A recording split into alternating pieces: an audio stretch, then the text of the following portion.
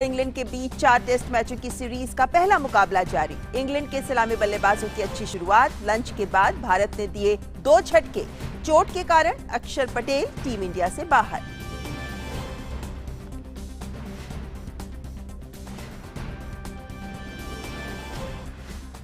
और media prime में सबसे पहले बड़ी खबर पर नजर।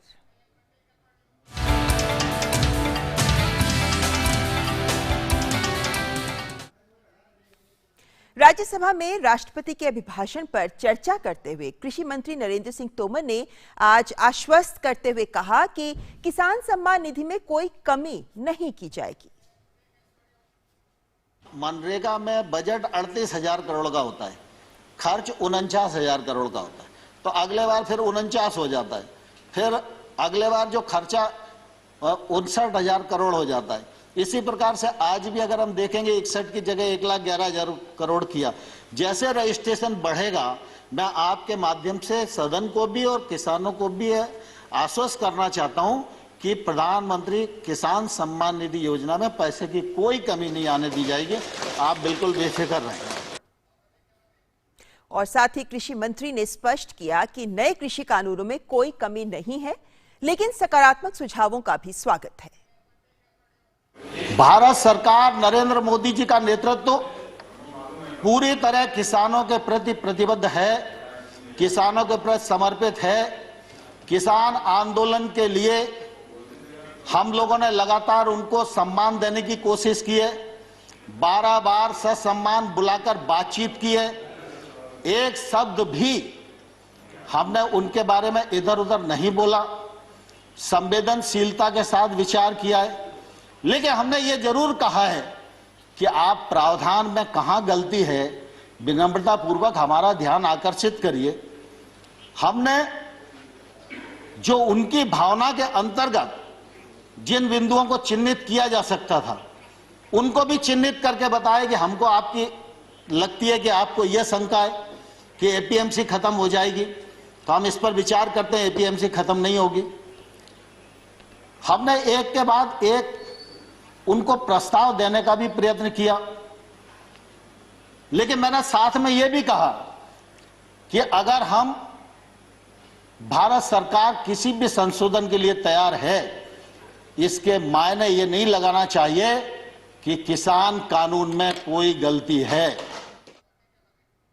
और साथ ही कृषि मंत्री ने सरकार द्वारा उठाए गए विभिन्न कदमों का भी जिक्र करते हुए कहा कि सरकार ने ई नाम के जरिए मंडी व्यवस्था को और मजबूत किया है।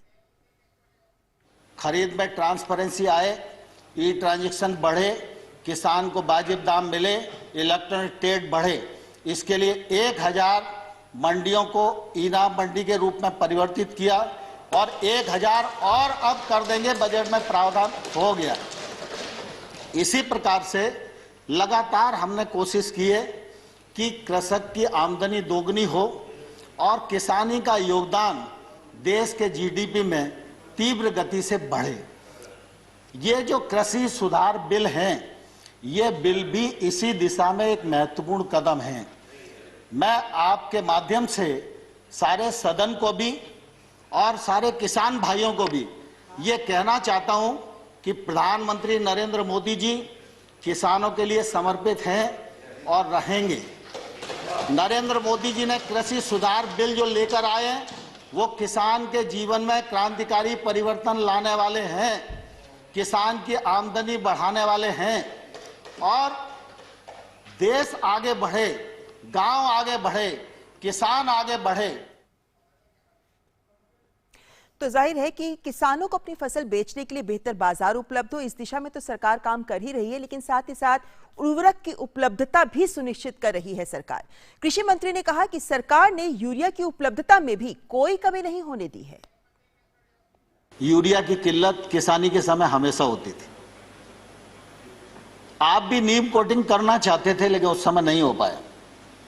लेकिन नीम कोटिंग किया, उसके कारण फर्टिलाइजर की उपलब्धता बढ़ी।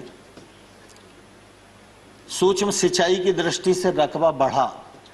छोटे छोटे किसान 300 की 500 की संख्या में मिलकर एक एफपीओ के साथ जुड़े तो उनका रकबा भी बढ़ेगा, उनका उत्पादन भी बढ़ेगा, वो टेक्नोलॉजी से भी जुड़ सकेंगे और उनके उत्पादन का वॉल्यूम भी ज्यादा होगा तो वो अपने उत्पादन का वाजिब मूल्य के लिए बार्गेनिंग भी कर सकेंगे। इसलिए एफपीओ का एक बड़ा संसार खड़ा करने का काम इस देश में हम लोग कृषि के क्षेत्र में आरंभ कर रहे हैं। राज्यसभा में राष्ट्रपति के अभिभाषण पर तीसरे दिन चर्चा जारी है। विपक्ष चर्चा में भाग लेते हुए कृषि कानूनों को खारिज करने की बात कर रहा है, तो वहीं सत्ता पक्ष से बोलते हुए भारतीय जनता पार्टी के राष्ट्रीय उपाध्यक्ष और राज्यसभा सांसद विनय सहस्त्रबुद्धे ने कहा कि सरकार किसानों के हित का ध्यान रख रही है। किसानों से कई चरण की बात भी हुई है, लेकिन विपक्ष को समझना चाहिए कि वो इस मुद्दे पर सहयोग करे। हम अपने जजमेंट से काम कर रहे हैं। आपको चाहिए कि आप किसानों की भी कुछ दो बात उनको भी कहिए। आप हमको तो उपदेश कर रहे हैं। सारे किसान नेता हमारे आदरणीय नेता है। 11-12 बार हमारे मंत्री महोदय ने उनके साथ बातें की। अभी भी बातों के लिए हम तैयार हैं, मगर इसका मतलब यह नहीं कि आप भी थोड़ा लचीलापन न दिखाए। हमने तो लचीलापन दिखाया। 1.5 साल के लिए उसको स्थगित करने का जो पहली बार शायद सरकार ने रवैया अपनाया होगा इस पद्धति का, आप भी करिए। और साथ ही उन्होंने सरकार की विदेश नीति की तारीफ करते हुए कहा कि भारत ने दुनिया के सामने आसन्न सभी संकटों पर सभी देशों के साथ मिलकर कार्य करने की नीति को आगे बढ़ाया है। वैक्सीन पर जिस तरह से भारत ने दुनिया के देशों की मदद की है, वो एक अनुपम उदाहरण है। सबको साथ लेकर विश्व समुदाय का पूरा दिल जीतते हुए भारत उसका नेतृत्व करे, इस भूमिका में आगे बढ़ रहे हैं हम। और इसीलिए वैक्सीन डिप्लोमेसी की बात हो, सॉफ्ट पावर को बढ़ाने की बात हो, मैं मानता हूं कि इन सारे विषयों की ओर इस देश ने बहुत अच्छे तरीके से ध्यान देने की दिशा में अग्रसर होने का प्रण किया है। आदरणीय प्रधानमंत्री मोदी जी ने शायद पहली बार यह हुआ होगा कि आईसीसीआर का जो काम चलता है उसकी समीक्षा की, 1-2 घंटा उसके लिए दिया और काफी कुछ विषयों के बारे में चर्चा की। और उन्होंने कहा कि मुस्लिम देशों के साथ भारत के संबंध जितने प्रगाढ़ आज हैं, वो पहले कभी नहीं थे। किस पद्धति से हमने देश के विश्व के सारे समुदायों को साथ में लेकर, चाहे ऑर्गेनाइजेशन ऑफ इस्लामिक कंट्रीज हो, अभी 1-2 साल पहले उनका एक कार्यक्रम हुआ जिसमें उन्होंने श्रीमती सुषमा स्वराज, उस समय हमारी विदेश मंत्री थी, उनको बुलाया था। और इसी तरीके का कार्यक्रम जब उनका स्थापना अधिवेशन हुआ था 1969 में रबात में, तब भी हुआ था। तब हमारे जो मंत्री वहां पर गए थे, उन पर क्या बीती थी, पाकिस्तान का कितना दबाव था, हम सब जानते हैं। हमने सभी के साथ मित्रता की। और साथ ही उन्होंने ये भी कहा कि वस्त्र उद्योग के क्षेत्र में दूसरे देशों के साथ भारत के तेजी से बढ़ते सहयोग और व्यापार भी उदाहरण लायक है।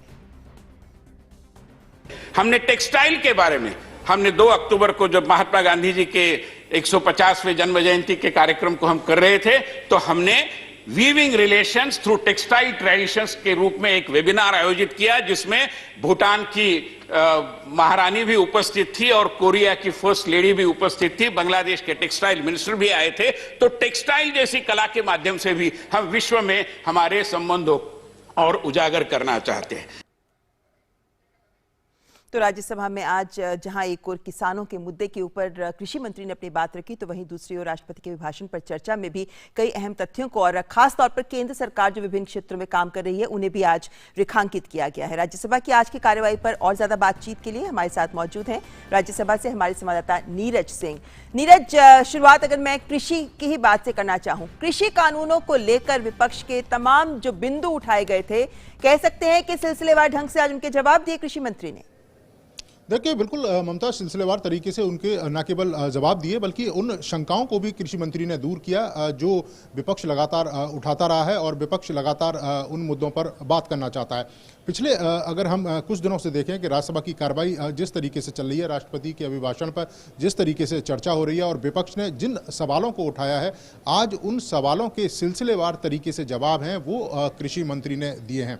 उन्होंने इस बात का स्पष्ट उल्लेख किया कि आज पंजाब और हरियाणा के जो किसान आंदोलन के लिए बैठे हैं, और उन्होंने इस चीज़ का स्पष्ट तौर से उल्लेख किया कि पंजाब में जो कृषि कानून है, जो कॉन्ट्रैक्ट फार्मिंग को लेकर कृषि कानून है, अगर वहाँ पर किसान उस कृषि कानून का उल्लंघन करता है तो उसे जेल की सजा हो सकती है। इसके साथ ही उसे 5 लाख का जो जुर्माना है वो किसानों पर लगाया जा सकता है। लेकिन भारत सरकार ने जो कृषि कानून बनाए हैं उसमें किसान किसी भी हालत में जेल नहीं जा सकता है। अगर कॉन्ट्रैक्ट फार्मिंग किसान करता है तो उस कॉन्ट्रैक्ट फार्मिंग से किसान कभी भी अलग हट सकता है। अगर किसान को लगता है कि कॉन्ट्रैक्ट फार्मिंग उसकी सुविधा अनुसार नहीं है, उसकी जो भलाई है उसके लिए नहीं है, तो वो कभी भी उससे विड्रॉ कर सकता है। किसान की जमीन को कोई नहीं ले सकता। इसका स्पष्ट उल्लेख उन्होंने आज राज्यसभा में किया जब राष्ट्रपति के अभिभाषण पर चर्चा कर रहे थे। इसके साथ ही उन्होंने तमाम सारी जो स्कीमें हैं वो बताई कि मोदी सरकार किस तरह से किसानों के बेहतर भविष्य के लिए प्रतिबद्ध है।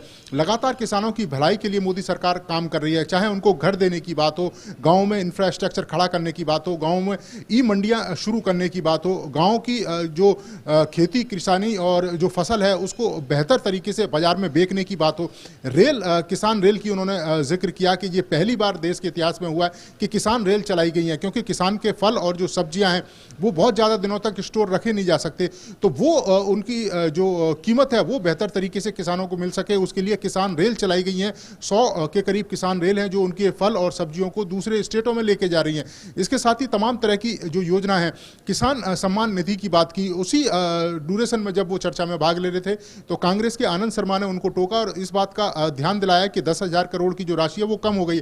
तो उसका उन्होंने जवाब दिया कि जब शुरुआत में भारत सरकार ने जब आकलन किया था तो 14.5 करोड़ जो किसान हैं वो आकलन किया था और जो धनराशि आवंटित की गई थी वो 14.5 करोड़ किसानों के हिसाब से की गई थी।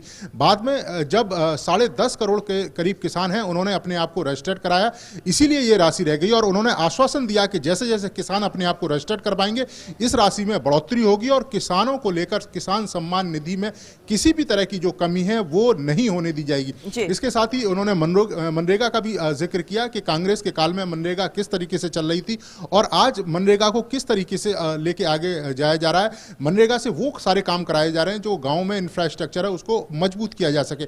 इसके साथ ही जो प्रवासी जो मजदूर बड़ी संख्या में जिस समय कोरोना काल हुआ था, लॉकडाउन हुआ था और जो गए थे तो मनरेगा के कामों से उनको भी जोड़ा। तो ये तमाम सारी जो स्कीम है मोदी सरकार की, उन्होंने उसका जिक्र किया राज्यसभा में और विपक्ष के उन तमाम सवालों का आज उन्होंने जवाब दिया जो लगातार विपक्ष उनसे सवाल करता रहता है किसानों के मुद्दों को लेकर। ममता, नीरज, साथ ही हम ये देख रहे हैं लगातार कि राष्ट्रपति के अभिभाषण पर जब विपक्ष की ओर से चर्चा के दौरान जब भाग लिया गया तब उन्होंने लगातार कृषि कानूनों को लेकर ही अपनी बात सामने रखी, जिनका जवाब कृषि मंत्री से पहले भी हमने देखा है कि तमाम नेता दे चुके हैं। क्या ये माना जा सकता है कि जो विडंबनाएं लगातार सामने आई हैं, चाहे हम हरियाणा के चाहे हम हुड्डा सरकार की बात करें, पहले जो सरकार थी, या फिर हम पंजाब की सरकारों के द्वारा उठाए गए कदमों की बात करें, या फिर हम कांग्रेस के रुख की बात करें, इन विडंबनाओं को भी संसद के पटल पर रखा गया कि जो पहले यही सब सुधार चाहते थे आज वही इसका विरोध कर रहे हैं? देखिए, बिल्कुल, क्योंकि ममता कल अगर देखें तो इस बात का जवाब जो भारतीय जनता पार्टी के ज्योतिरादित्य सिंधिया हैं उन्होंने बखूबी तरीके से दिया, क्योंकि वो पहले कांग्रेस में भी रह चुके हैं और उन्होंने इस बात का तक का शब्द प्रयोग किया कि व्यक्तियों को अपनी जवान से नहीं पलटना चाहिए। उन्होंने कांग्रेस के लोकसभा के 2019 के घोषणा पत्र है उसका जिक्र किया। कांग्रेस के घोषणा पत्र के कॉलम 11 में इस बात का उल्लेख है कि कांग्रेस पार्टी मंडी समितियों में बेहतर व्यवस्था करेगी और उसको आज के अनुकूल ढालने के लिए लगातार जो प्रयास हैं वो करेगी। कॉलम 12 ये कहता है कि किसान बाजार बनाए जाएंगे और उन बाजारों में जो किसान हैं वो अपनी जो फसल है उसको अंतर्राष्ट्रीय स्तर पर निर्यात कर सकते हैं और इसके अलावा अंतर्राज्यीय स्तर पर व्यापार कर सकते हैं। ये तमाम तरह के जो उल्लेख हैं वो कांग्रेस पार्टी ने अपने मैनिफेस्टो में किए और यही कारण है कि आज कांग्रेस पार्टी अपने उस मैनिफेस्टो से अलग विरोध कर रही है और इसी का उन्होंने ध्यान ज्योतिरादित्य सिंधिया ने दिलाया कि व्यक्ति को अपनी जवान से पलटना नहीं चाहिए। तो कांग्रेस के तमाम आरोपों के जवाब लगातार सिलसिलेवार तरीके से न केवल सत्ता पक्ष के द्वारा दिए गए बल्कि उदाहरण के द्वारा कांग्रेस के सामने रखे। लेकिन ममता, राजनीति है और राजनीति में कहते भी हैं कि कब व्यक्ति अपना विचार और अपनी बात से पलट जाए उसका कह नहीं सकते और कई बार ऐसा भी होता है कि सत्ता पक्ष का विरोध केवल विरोध करने के लिए विपक्ष करता है। नीरज, अगर हम मौजूदा परिप्रेक्ष्य की बात करें, क्योंकि पहले ये सब दल जब सत्ता में थे तब इन्होंने अपनी बात वही रखी उस तरीके से जो आज केंद्र सरकार करने जा रही है, लेकिन अगर हम मौजूदा परिप्रेक्ष्य की भी बात करें तो भी आज कृषि मंत्री ने इसको स्पष्ट किया है कि अभी भी फिलहाल भी बहुत सारे राज्य हैं, खासतौर पर कॉन्ट्रैक्ट फार्मिंग के परिप्रेक्ष्य में अगर मैं जानना चाहूँ कि 20-22 राज्य हैं जहां कॉन्ट्रैक्ट फार्मिंग हो रही है, कॉन्ट्रैक्ट फार्मिंग सफलतापूर्वक हो रही है। तो क्या यह भी कहा जा सकता है कि जो भ्रामक प्रचार किया जा रहा है, सही तस्वीर किसानों तक नहीं पहुंचाई जा रही, कुछ किसानों तक, उस पर भी रोशनी डाली है आज कृषि मंत्री ने? देखिए, बिल्कुल उन्होंने स्पष्ट उल्लेख किया कॉन्ट्रैक्ट फार्मिंग को लेकर। और कॉन्ट्रैक्ट फार्मिंग, ममता, ऐसा नहीं है कि पंजाब में बड़े पैमाने पर कॉन्ट्रैक्ट फार्मिंग होती है और काफ़ी पहले से ही पंजाब में कॉन्ट्रैक्ट फार्मिंग होती रही है और किसानों को उसका फ़ायदा भी मिला है। इसके साथ ही अगर आप देखें तो उत्तर प्रदेश के कई सारे ज़िले हैं जहाँ पर कॉन्ट्रैक्ट फार्मिंग होती है। गोरखपुर और उसके आसपास अगर ममता हम देखें तो बड़े पैमाने पर किसानों को कॉन्ट्रैक्ट फार्मिंग से जोड़ा गया है और उसका लाभ किसानों को मिला है। उनकी आमदनी काफ़ी ज़्यादा उसमें बढ़ोतरी हुई है।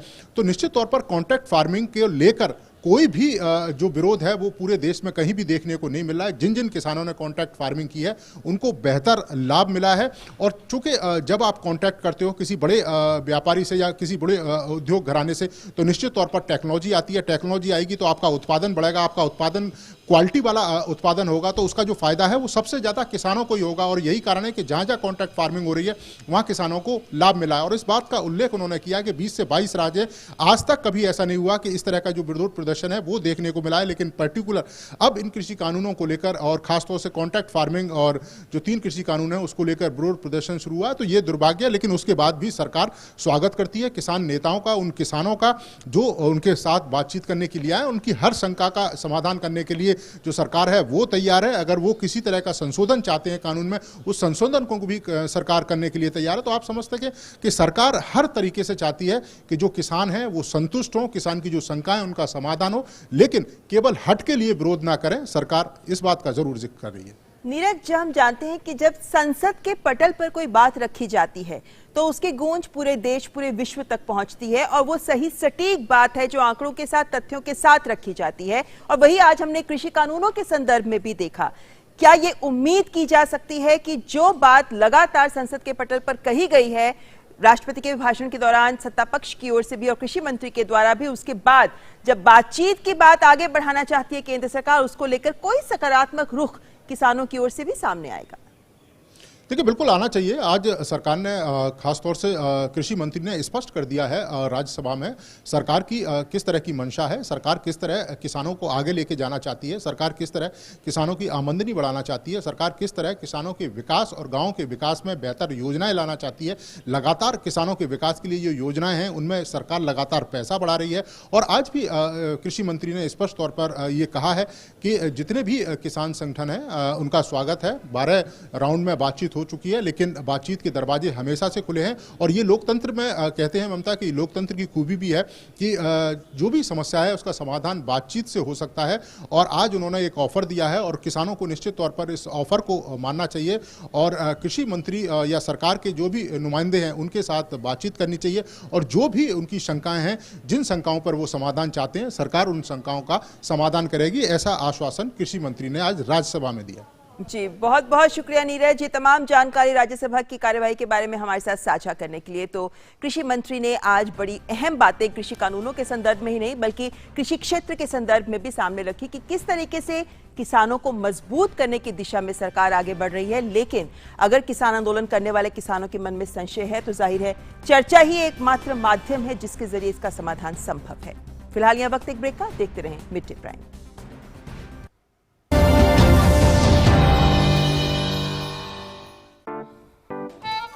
9 to 5 जॉब, अरे 5 to 9 जॉब, भाग दौड़ all the time job, the roaming वाला जॉब, द डेडलाइन वाला जॉब, और are you living in the market वाला जॉब। जिंदगी में मौके ही मौके हैं। अपनी मर्जी से जॉब चुनिए, अपनी इच्छा अनुसार कमाइए, बन जाइए LIC एजेंट। ये है जॉब से बढ़कर, ये है करियर इंश्योरेंस। अपना बॉस खुद बनिए, बन जाइए LIC एजेंट। अब लाइफ सेट है। धुएं की काली बदरी हट सी गई, खुशहाली देखो अब हर तरफ बढ़ सी गई। उज्ज्वला योजना जब से है घर में आई, सेहत की फुलवारी अब जीवन में खिल सी गई। प्रधानमंत्री उज्ज्वला योजना देती आ रही है देश की महिलाओं को सेहत, समय और समृद्धि की खुशहाल सौगात और मिल रही है हरित एवं स्वच्छ ऊर्जा, ताकि खुशियों की ये लौ सदैव ऊर्जित और उज्ज्वलित रहे। योजना के तहत करोड़ों घरों को मिल रहे हैं कोरोना के मुश्किल हालातों में मुफ्त सिलेंडर।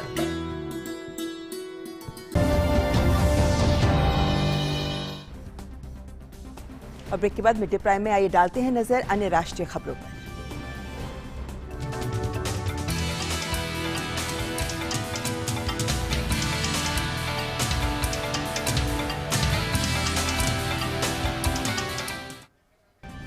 राष्ट्रपति रामनाथ कोविंद आज बेंगलुरु में जारी एरो इंडिया 21 के समापन समारोह को संबोधित करेंगे। 3 फरवरी से शुरू हुए इस कार्यक्रम में इस बार तकनीक के मामले में आत्मनिर्भर भारत की ताकत की झलक दिखाई दी। इस बार सेंट्रल थीम हिंदुस्तान एरोनॉटिक्स लिमिटेड की रोटरी विंग रही। रक्षा मंत्रालय का ये एरो इंडिया शो 2 साल में एक बार होता है। एरो इंडिया के आखिरी दिन आज बंधन समारोह में सरकार के रक्षा प्रतिष्ठान और देश और विदेश की निजी कंपनियों के बीच रक्षा साझेदारी को लेकर विभिन्न सहमति पत्रों पर हस्ताक्षर किए जाएंगे। और रक्षा मंत्री राजनाथ सिंह ने आज बेंगलुरु में स्टार्टअप मंथन कार्यक्रम को संबोधित किया। उन्होंने कहा कि भारत के आत्मनिर्भर बनने की दिशा में रक्षा उपकरणों के निर्माण क्षेत्र में भी आत्मनिर्भर बनना अहम है। Attaining self-reliance in the manufacturing of defense equipment is a crucial factor for maintaining India's strategic autonomy. The IDEX initiative stands out as one of the most effective and well-executed defense startup ecosystem created in our country. I believe it is a decisive step towards achieving self-reliance in the true spirit of the Atmanirbhar Bharat campaign. और रक्षा मंत्री ने कहा कि सरकार ने निजी उद्योग के साथ भागीदारी को बढ़ावा देने और प्रोत्साहित करने के लिए भी कई कदम उठाए हैं। With this aim in view, we have taken many steps to foster and encourage this partnership with private industry. I would like to highlight some of them, like opening up the patents and laboratories of DRDO to private industry, setting up of young scientist labs in niche technology areas, programs like Innovation for Defense Excellence, Defense India Startup Challenge, and IDEX for Fauji, etc. और अब खबर दिल्ली से, जहां Covid protocol के तहत आज से 9वीं और 11वीं कक्षा के लिए स्कूल खुल गए हैं। साथ ही कॉलेज और डिग्री डिप्लोमा संस्थान में भी आज से कक्षाएं शुरू हो गई हैं। इन सभी कॉलेजों, संस्थानों और स्कूलों को कोविड-19 से जुड़े सभी दिशा निर्देशों का पालन करना होगा और छात्रों को अपने अभिभावकों से अनुमति पत्र भी साथ लाना होगा। उत्तर प्रदेश में 5,89,000 स्वास्थ्य कर्मियों को अब तक कोविड-19 की वैक्सीन लगाई गई है। ये बड़ी संख्या में वैक्सीन लगाने के मामले में पहला राज्य बन गया है। प्रथम चरण के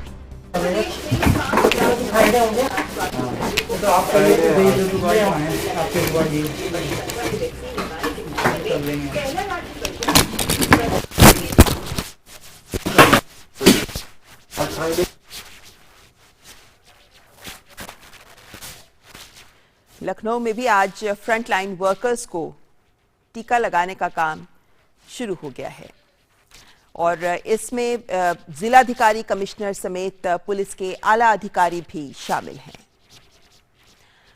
और बढ़ते हैं आगे। कोरोना के खिलाफ सरकार के सख्त कदमों की मदद से ही अब बेहतर नतीजे सामने आ रहे हैं। स्वास्थ्य और परिवार कल्याण मंत्रालय के मुताबिक देश में कोरोना वायरस महामारी से संक्रमित लोगों में से अब तक 1,04,96,308 मरीज स्वस्थ हो चुके हैं, जिसके बाद देश में अब रिकवरी रेट बढ़कर 97.16% हो गया है। देश में कोविड से मृत्यु दर भी 1.43% ही रह गई है। पिछले 24 घंटों में 15,000 से ज्यादा कोरोना मरीज ठीक हुए हैं। और भारतीय आयुर्विज्ञान अनुसंधान संस्थान यानी ICMR के मुताबिक कल 4 फरवरी तक कुल 19 करोड़ 99 लाख से ज्यादा कोरोना नमूनों की जांच हो चुकी है। कल यानी 4 फरवरी को कुल 7,15,776 कोरोना नमूनों की जांच की गई। विदेशी भाषा में golden globe best motion picture पुरस्कार के लिए डेनमार्क, ग्वाटेमाला, इटली, फ्रांस और अमेरिका की फिल्मों के बीच प्रतिस्पर्धा है। हॉलीवुड फॉरेन प्रेस एसोसिएशन के द्वारा नामित 5 फिल्मों में डेनमार्क की अनदर राउंड, ग्वाटेमाला और फ्रांस की ला लोरोना, इटली की Netflix movie the life ahead, अमेरिकी फिल्म मिनारी और फ्रांस और अमेरिकी फिल्म टू ऑफ अस शामिल हैं। अनदर राउंड फिल्म को थॉमस विंटरबर्ग ने निर्देशित किया है। मैड्स मिकेल्सन स्टारर फिल्म में शिक्षकों के समूह को दर्शाया गया है जो अपना जीवन स्तर सुधारने के लिए प्रतिदिन थोड़ी मात्रा में शराब का सेवन करते हैं। और अब बात उन खबरों की जो दुनिया भर में सुर्खियां बटोर रही हैं।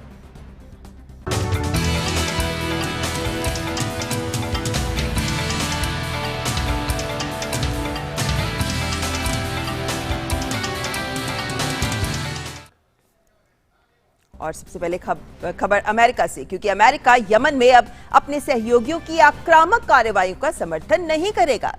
यमन बीते 6 साल से युद्ध की तबाही झेल रहा है। विदेश नीति पर अपने पहले बड़े भाषण में राष्ट्रपति जो बाइडेन ने कहा कि यमन में युद्ध खत्म होना चाहिए। बाइडेन से पहले के 2 राष्ट्रपतियों के कार्यकाल में अमेरिका ने यमन में विद्रोहियों के खिलाफ सऊदी अरब के नेतृत्व वाले गठबंधन का समर्थन किया था। राष्ट्रपति बाइडेन ने अमेरिकी विदेश नीति में और भी कई बदलावों की घोषणा की, जिनमें उन शरणार्थियों की संख्या में उल्लेखनीय वृद्धि शामिल है जिन्हें अमेरिका में आने की अनुमति दी जाएगी। साथ ही राष्ट्रपति ने जर्मनी से अमेरिकी सैनिकों को वापस बुलाने के फैसले को वापस ले लिया है। ये सैनिक द्वितीय विश्व युद्ध के अंत से ही वहां तैनात हैं। चीन को लेकर उनके प्रशासन की नीति को स्पष्ट करते हुए जो बाइडेन ने कहा कि चीन द्वारा पेश की जाने वाली चुनौतियों का अमेरिका सीधे तौर पर सामना करेगा, लेकिन साथ ही देश हित में बीजिंग के साथ मिलकर काम करने से भी नहीं कतराएगा।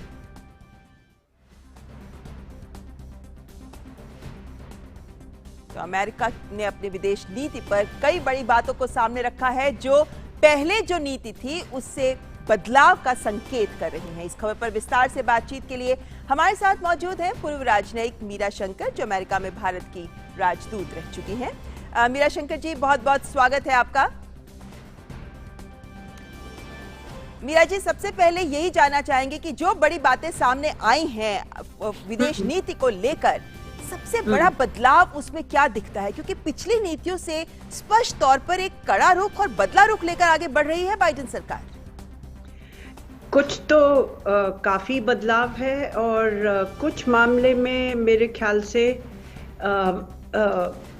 वैसे ही चलेगा, क्योंकि अगर आप देखें सबसे बड़ी बात यह है कि बाइडेन ने कहा कि हम वापस आ गए हैं, अमेरिका वापस आ गया है और कूटनीति मतलब कि डिप्लोमेसी हमारी नीति के में सबसे बड़ा भाग उसका होगा, सेंटर में होगी।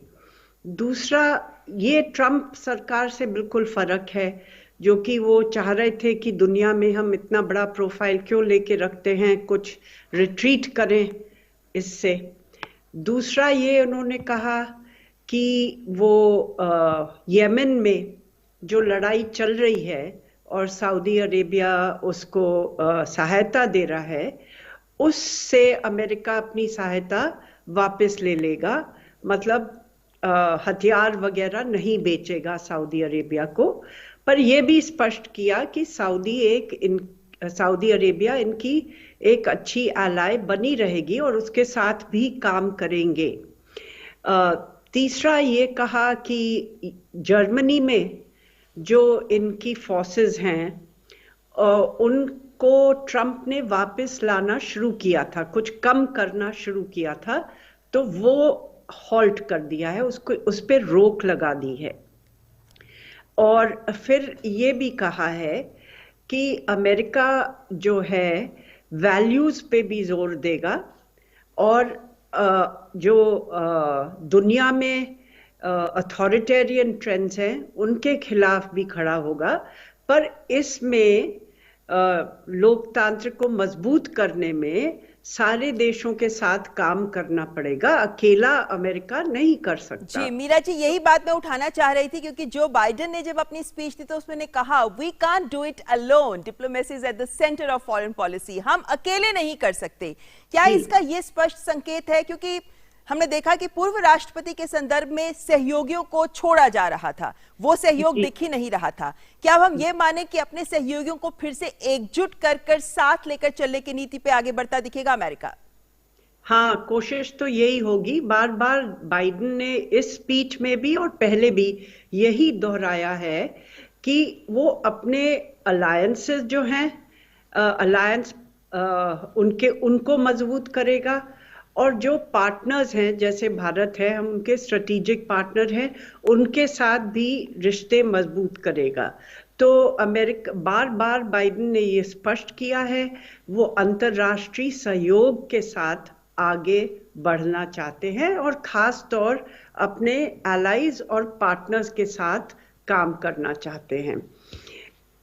फिर ये भी कहा कि चीन के खिलाफ वो खड़े होंगे, उनकी जो आर्थिक मिसबिहेवियर है या जो उन्होंने कोअर्सिव एक्शन चीन ने लिया है, ह्यूमन राइट्स वायलेशंस जो चीन ने किए हैं और इंटेलेक्चुअल प्रॉपर्टी राइट्स के जो वायलेशंस चीन ने किए हैं, उनके खिलाफ अमेरिका खड़ा होगा और चीन को कन्फ्रंट करेगा।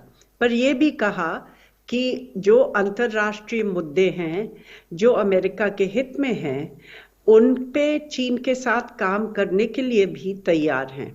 और पहले इन्होंने बाइडेन ने नहीं पर इनकी टीम ने स्पष्ट किया था कि ये जो मुद्दे हैं वो है स्वास्थ्य और ये पैंडेमिक जो चल रहा है, आगे कोई ऐसी क्राइसिस आती है, दूसरा क्लाइमेट चेंज, क्योंकि इसमें सब देशों के साथ काम करने की जरूरत है और खासतौर चीन से जो दुनिया का सबसे बड़ा इमिटर है ग्रीन हाउस गैस एमिशंस का, और टेररिज्म, आतंकवाद जिसमें सब देशों को लड़ना चाहिए एकजुट होके, और न्यूक्लियर प्रोलिफरेशन। ये 4 मुद्दे उन्होंने पहले स्पष्ट किए हैं जिस पे वो चीन के साथ काम करना चाहेंगे। पर जब से उन्होंने सत्ता ली है तब से ये भी स्पष्ट किया है जो टैरिफ्स ट्रंप ने लगाए थे चीन के व्यापार पे वो हटाएंगे नहीं जल्दी से, वो लगे रहेंगे। तो ये आप कह सकते हैं एक कंटिन्यूटी होगी। दूसरा जो एरिया है जहां मुझे एक कंटिन्यूटी दिखती है वो है कि उन्होंने ये भी कहा कि जो फॉरेन पॉलिसी है वो डोमेस्टिक पॉलिसी है और उतनी ही मजबूत होती है जितना अंदर से अमेरिका मजबूत होता है और शक्तिशाली होता है।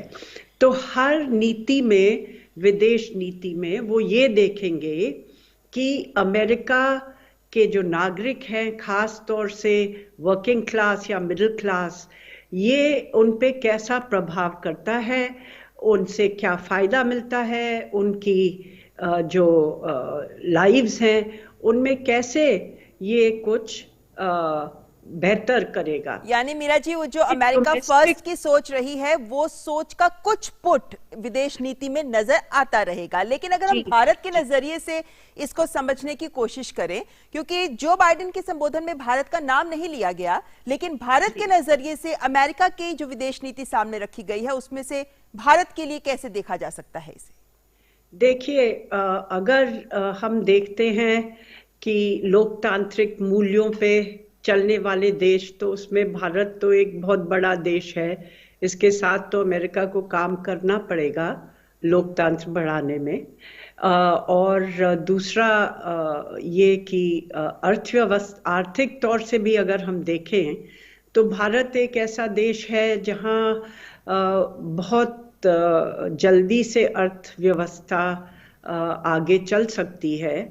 तो व्यापार और इन्वेस्टमेंट, टेक्नोलॉजिकल कोऑपरेशन, इन सब की संभावनाएं बहुत हैं अमेरिका और भारत के बीच में। भारत के लिए अमेरिका सबसे बड़ा एक बाजार है हमारे एक्सपोर्ट्स के लिए, सर्विस एक्सपोर्ट्स भी और गुड्स के एक्सपोर्ट्स भी। तो और फिर वहाँ इतनी बड़ी एनआरआई कम्युनिटी है जो एक तरीके से एक ब्रिज बन जाती है दोनों देशों के बीच में। तो अगर आप सरकार, और फिर एशिया में सबसे बड़ी चुनौती, इंडो पैसिफिक जो रीजन है, सबसे बड़ी चुनौती वो चीन की है। और जेक सलिवन जो बाइडेन के एनएसए हैं, उन्होंने कहा है कि क्वाड को जारी रखेंगे। ये बहुत महत्वपूर्ण फ्रेमवर्क है चीन को संभालने के लिए और इंडो पैसिफिक में शांति बनाए रखने के लिए, शांति और प्रॉस्पेरिटी बनाए रखने के लिए। यानी मीरा शंकर जी, हम ये उम्मीद कर सकते हैं कि आने वाले वक्त में भारत और अमेरिका के संबंध तो प्रगाढ़ होंगे ही, लेकिन साथ ही साथ अंतर्राष्ट्रीय स्तर पर भी विभिन्न संस्थाओं को साथ लेकर, अपने सहयोगियों को साथ लेने के अमेरिका की जो नीति है वो जमीन पर और मजबूती से क्रियान्वित होती नजर आ सकती है। बहुत बहुत शुक्रिया मीरा शंकर जी हमारे साथ इस चर्चा में शिरकत करने के लिए। फिलहाल यहाँ वक्त एक ब्रेक का, आप देखते रहें मिड डे प्राइम।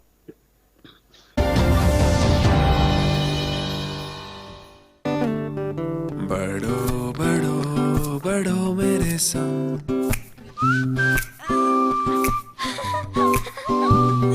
बढ़ो बढ़ो बढ़ो मेरे संग, बढ़ो बढ़ो बढ़ो बढ़ो। कुछ इसी तरह बच्चों के साथ साथ बढ़ते हैं LIC के चिल्ड्रंस प्लान्स, जो दे आकर्षक भुगतान बच्चों की हर बढ़ती अवस्था में।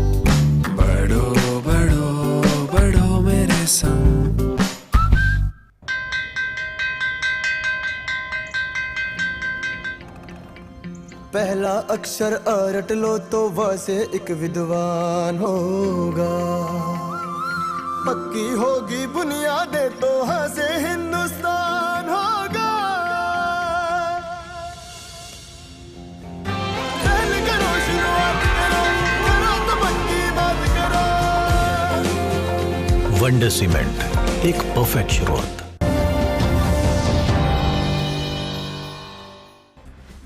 और ब्रेक के बाद खबर अफगानिस्तान की, जहां तालिबान ने कल सेना की एक चेक पोस्ट पर घात लगाकर हमला किया। इसमें 16 सैनिकों की मौत हो गई। घटना कुंदुज प्रांत के खान आबाद जिले में हुई।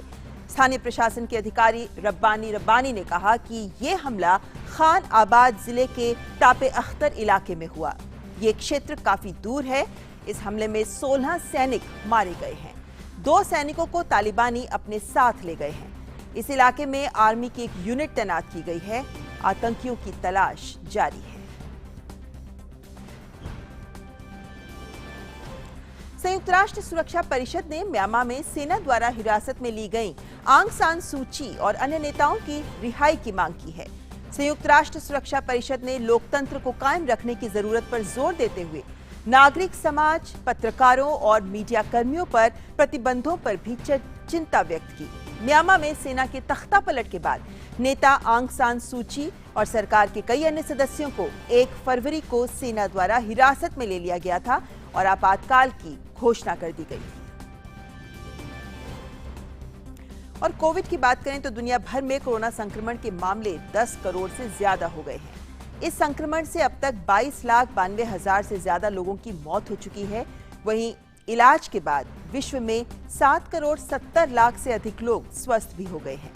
कोरोना से सबसे अधिक प्रभावित देशों में अमेरिका सबसे आगे है। अमेरिका में कोरोना संक्रमण के कुल मामलों की संख्या 2 करोड़ 72 लाख पार कर चुकी है, तो वहीं मरने वालों का आंकड़ा 4,66,000 के पार हो गया है। ब्राजील में भी कोरोना संक्रमण के मामले 93,97,000 से ज्यादा हो गए हैं, जबकि यहां मरने वालों की संख्या 2 लाख पार कर गई है।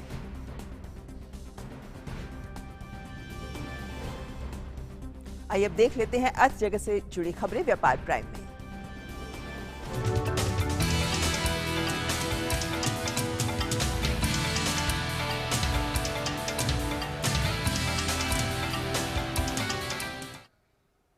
और अर्थ जगत से जुड़ी सबसे बड़ी खबर आ रही है भारतीय रिजर्व बैंक की ओर से, जिसने आज अपनी द्विमासिक मौद्रिक नीति का ऐलान किया।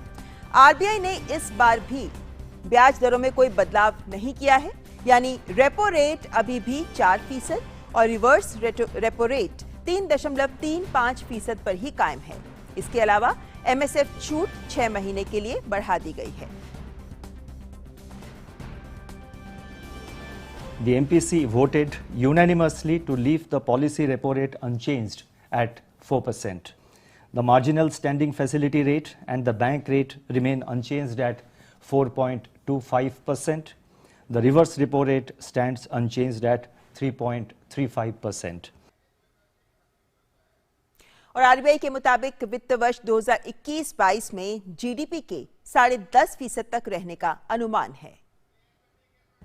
GDP growth is projected at 10.5% in 21-22, in the range of 26.2% to 8.3% in H1 and 6% in Q3 of the coming financial year, that is 21-22.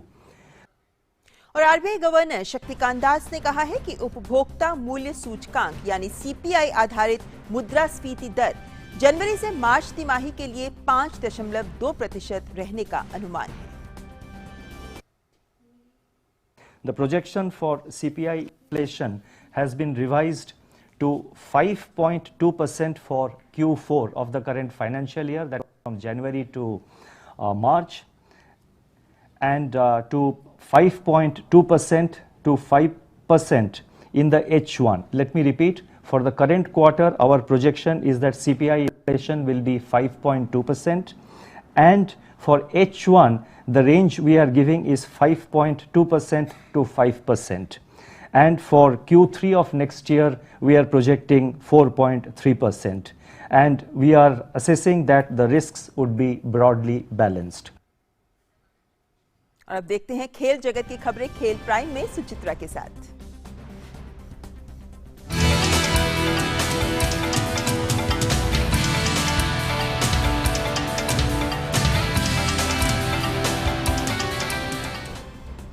तो सुचित्रा, कह सकते हैं 13 महीने बाद क्रिकेट प्रेमियों के लिए बोनांजा है आज का दिन, जब टेस्ट सीरीज शुरू हो रही है इंग्लैंड के साथ। जी बिल्कुल, और उसी टेस्ट से जुड़ी खबर के साथ ही हम शुरू करते हैं। भारत और इंग्लैंड के बीच 4 टेस्ट मैच की सीरीज का पहला मुकाबला आज से चेन्नई में शुरू हुआ। ताज़ा समाचार मिलने तक इंग्लैंड ने 2 विकेट खोकर 124 रन बना लिए हैं। इंग्लैंड ने टॉस जीतकर पहले बल्लेबाजी का फैसला किया। पहले विकेट के लिए रॉरी बर्न्स और डॉम सिबले ने 67 रन जोड़े। रॉरी को आउट कर अश्विन ने इस साझेदारी को तोड़ा। जल्दी ही बुमराह ने डैन लॉरेंस को बिना खाता खोले ही आउट कर दिया।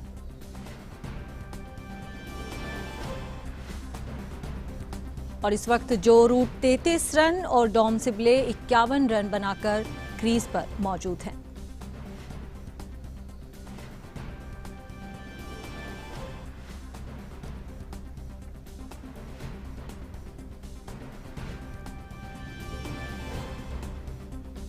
अब बात करते हैं ऑस्ट्रेलियन ओपन की। साल के पहले ग्रैंड स्लैम ऑस्ट्रेलियन ओपन के ड्रॉ की घोषणा हो गई है। दुनिया की नंबर 1 टेनिस खिलाड़ी एशले बार्टी ऑस्ट्रेलिया का 43 साल लंबा इंतजार खत्म करने के बारे में सोच रही हैं। टॉप हाफ में वे खिताब की सबसे बड़ी दावेदार हैं। उनके हाफ में डिफेंडिंग चैंपियन सोफिया केनिन भी हैं। वहीं राफेल नडाल को आसान ड्रॉ मिला है। उनका सामना दुनिया के 56वें नंबर के खिलाड़ी लेस्लो जेरे से है। दूसरे राउंड में भी उनके सामने क्वालिफायर ही होंगे।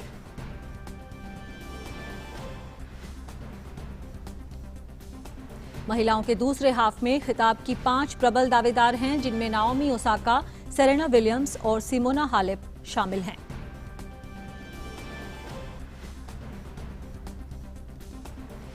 और एक बार फिर से रुक करते हैं क्रिकेट का, और भारत और इंग्लैंड के बीच आज से चेन्नई में जो मैच शुरू हुआ है उस पर और बात करने के लिए हमारे साथ न्यूज रूम से जुड़ रहे हैं हमारे खेल संवाददाता अशोक मारतोलिया। जी अशोक, भारत में लंबे अरसे के बाद कोरोना काल में अब पहली बड़ी इंटरनेशनल क्रिकेट सीरीज, इस सीरीज का सबको बेसब्री से इंतजार था और माना जा रहा है कि भारत ऑस्ट्रेलिया के बीच सीरीज जितनी रोमांचक रही थी, कुछ वैसी ही रोमांचक ये सीरीज भी रहेगी। बिल्कुल सुचित्रा, देखिए नज़र जो है वो वर्ल्ड टेस्ट चैंपियनशिप पर है, क्योंकि न्यूजीलैंड की टीम पहले ही वर्ल्ड टेस्ट चैंपियनशिप के लिए क्वालिफाई कर चुकी है। तो यहाँ पर देखना होगा कि भारत, ऑस्ट्रेलिया और इंग्लैंड में से कौन सी टीम जून में जो लॉर्ड्स में वर्ल्ड टेस्ट चैंपियनशिप का फाइनल मैच खेला जाएगा वहाँ पर मैच खेलने के लिए नज़र होगी। तो सुचित्रा, यहाँ पर ये कहना बहुत ज़रूरी है कि भारत को अगर वर्ल्ड टेस्ट चैंपियनशिप के फाइनल में अगर खेलना है तो 2 टेस्ट मैच कम से कम जीतने होंगे इंग्लैंड के खिलाफ। अगर ड्रॉ रहता है तो फिर ऑस्ट्रेलिया जो है क्वालिफाई कर जाएगी वर्ल्ड टेस्ट चैंपियनशिप के लिए। तो यहाँ पर सीरीज़ तो जीतना ही जीतना है, लेकिन वर्ल्ड टेस्ट चैंपियनशिप के लिए भी क्वालिफाई करना है, क्योंकि दोनों टीमें बहुत ज़बरदस्त फॉर्म में। भारत ने ऑस्ट्रेलिया को उन्हीं की धरती पर हराया है, तो इंग्लैंड की टीम श्रीलंका से होकर आई जहाँ पर उन्होंने 2-0 से सीरीज जीता। और जो रूट, खासकर जो रूट पर ध्यान देना होगा, उनने श्रीलंका में डबल सेंचुरी बनाई थी और वहाँ पर मैन ऑफ द सीरीज रहे। तो यहाँ पर देखना होगा कि आज जिस तरह से अच्छी शुरुआत की भारतीय गेंदबाजों ने, लेकिन उसके बाद जो रूट और जो युवा बल्लेबाज है टॉम डेम्बले, उन्होंने मैच को रोके रखा है। तो देखना होगा कि कितने रन पर भारतीय टीम जो इंग्लैंड के बल्लेबाज है उनको रोक पाती है। अगर ये 250 या 300 के बीच रहता तो मुझे लगता है कि ये भारत के फेवर में रहेगा। जो रूट की आपने बात की अशोक, जो रूट एक ऐसे खिलाड़ी हैं जिन्हें भारत में खेलना बहुत रास आता है। श्रीलंका में अभी इंडियन सब कॉन्टिनेंट में अच्छा प्रदर्शन करके आए हैं, तो जो रूट आप मानते हैं कि इस सीरीज में भारत के लिए बड़ा टारगेट रहेंगे? बिल्कुल सुचित्रा, यही भारतीय गेंदबाजों की कोशिश होगी कि जो रूट को जल्दी से जल्दी आउट करें, क्योंकि वही इंग्लैंड की तरफ से एकमात्र ऐसे बल्लेबाज हैं जो कि पासा पलट सकते हैं, और वो बहुत ज़बरदस्त फॉर्म में चल रहे हैं और पिछले लंबे समय से अच्छा खेल रहे हैं। इंग्लैंड के कप्तान हैं वो। तो यहाँ पर कोशिश रहेगी कि जो रूट को आउट करके जो मिडिल ऑर्डर बैट्समैन है इंग्लैंड के, उनको दबाव में लाया जाए। तो यहाँ पर कोशिश रहेगी, जिस तरह से भारतीय टीम ने 3 स्पिनर और 2 तेज गेंदबाज खिलाए हैं, तो यहाँ पर चेन्नई के पिच के हिसाब से ये एक अच्छी स्ट्रेटेजी है कोहली की कि 3 स्पिनर खिलाए गए हैं। तो लेकिन कोशिश यही रहे कि जो रूट को आउट करें और फिर इंग्लैंड के जो बल्लेबाज हैं उनको दबाव में लाएं। तो यहाँ पर अच्छी शुरुआत करना बहुत ज़रूरी है भारतीय टीम के लिए। सुचित्रा जी बिल्कुल अशोक, नज़र बनाए रखिए इस मैच पर। और खेल सेगमेंट में फिलहाल इतना ही। वापस चलते हैं ममता के पास। बहुत बहुत शुक्रिया सुचित्रा खेल खबरों को हम तक पहुंचाने के लिए। और अब बारी हमारे अगले सेगमेंट लाइव प्राइम की।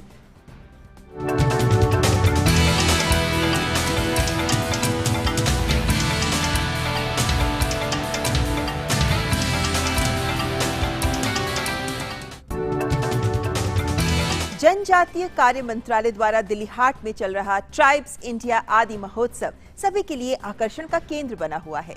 महोत्सव का विषय है जनजातीय शिल्प संस्कृति और वाणिज्य की भावना का एक उत्सव।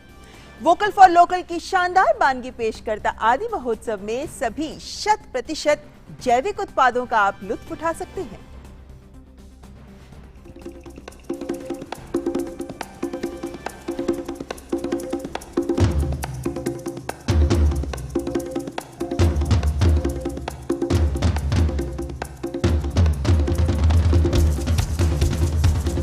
से अधिक स्टॉलों और देश भर के लगभग 1000 कारीगरों की अपने अपने अनूठे उत्पादों की भागीदारी के साथ ट्राइफेड द्वारा आयोजित ये वार्षिक जनजातीय उत्सव आदि महोत्सव जनजातीय समुदाय को मुख्यधारा से जोड़ने और उन्हें अपनी अद्वितीय कला का दुनिया के सामने प्रदर्शित करने का मौका देने का एक बेहतरीन तरीका है।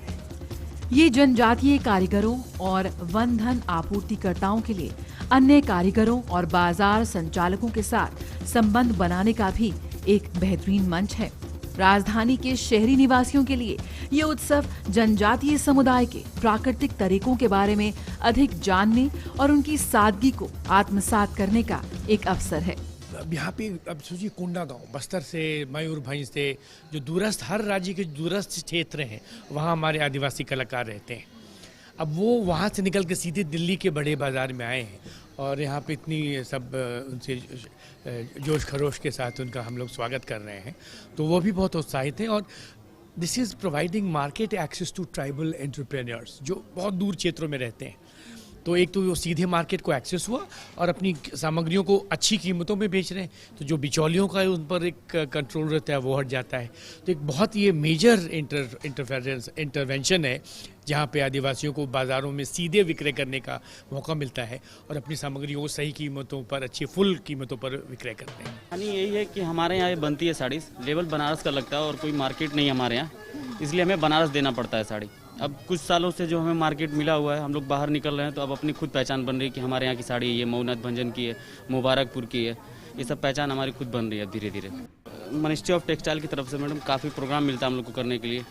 इससे पहले ODP का भी प्रोग्राम लगाए थे, 1 डिस्ट्रिक्ट 1 प्रोडक्ट, उसमें भी दुकान थी हम लोग, काफ़ी अच्छा प्रोडक्शन था हम लोग का और काफ़ी अच्छा मतलब पहचान हमारी बन रही है इसमें धीरे धीरे। प्योर एंटीक जरी है मैडम, ट्रेडिशनल जरी है, 40 साल तक ब्लैक नहीं होगी। ये कॉपर जरी होता है, ये कड़ुआ काम होता है मैडम, हाथ से बनाते हैं हम लोग। वहाँ उन्हें वो बाजार नहीं मिला और इसीलिए अब इन्हें यहाँ पर एक बाजार मिल रहा है, वो पहचान मिल रही है, वो ब्रांड मिल रहा है। और ये सिर्फ एक साड़ी नहीं है, आप देख सकते हैं हाथ से काम किया गया है इस साड़ी पर और 40 साल तक ये काली नहीं होगी। जो शुद्धता है, किसी भी उत्पाद की जो शुद्धता है, उसको आप यहाँ महसूस कर सकते हैं। और क्या है ये बैगा आर्ट, आइए जानने की कोशिश करते हैं क्या है ये आपकी कला और किस तरह से आप बनाते हैं इन पेंटिंग्स को। जैसे पता चला कि यहाँ बैगा आदिवासी लोग काम करते हैं तो ट्राइब्स इंडिया ने पता लगाया, फिर भोपाल हाट में बुलाया तो उन्होंने देखा कि अच्छा काम है, इनको अच्छा मदद नहीं मिल रहा है, हम लोग का स्थिति अच्छा नहीं था और हो गया। जब मदद किए तो थोड़ा सा अच्छा होने लगा। जंगल जाते लकड़ी में मशरूम को देखें कि अच्छा लग रहा है, अब इसको क्रिएटिविटी करना, जो उसमें कलाकार की नज़रिया थोड़ा सा अलग रहता है, जो कलाकार को मतलब के रूप में पेश आ जाता है। इस बार महोत्सव का विषय जनजातीय संस्कृति, शिल्प, पाक प्रणाली और वाणिज्य की भावना का समारोह रखा गया है। उत्तर में कश्मीर से लेकर दक्षिण में तमिलनाडु तक और पश्चिम में गुजरात से लेकर पूर्व में नागालैंड, सिक्किम तक के मास्टर जनजातीय हस्तशिल्पियों द्वारा निर्मित ये जनजातीय वस्त्र सबका मन मोह रहे हैं। इस महोत्सव की एक मुख्य विशेषता विशेष जनजातीय रसोइयों द्वारा जनजातीय भोजन है। ये आदि महोत्सव जनजातीय वाणिज्य को डिजिटल और इलेक्ट्रॉनिक लेन देनों के अगले स्तर पर ले जाने का भी प्रयास है। बहुत अच्छा लग रहा है, बहुत अच्छा अरेंजमेंट है और बहुत मेहनत की हुई है इन लोगों ने। ऐसी चीज मतलब बाहर मिलती नहीं है, जो चीज यहाँ मिली है। यहाँ हम आए हैं, बहुत कुछ देखा, ये कौन के स्टार देखे, राजस्थान का है कि सिक्किम का है, नागालैंड का, कई स्टार देखे हैं। तो बहुत टेस्ट आया, बहुत एंजॉय की हमने जहाँ। तो आदि महोत्सव में आए और जनजातीय सामान खरीदकर वोकल फॉर लोकल को आगे बढ़ाएं। जरूर आए आदि महोत्सव में और इन तमाम चीजों का, इन तमाम अलग अलग जायकों का आप लुत्फ उठाएं। कैमरा पर्सन कुलदीप के साथ जया सिन्हा, DD न्यूज, दिल्ली।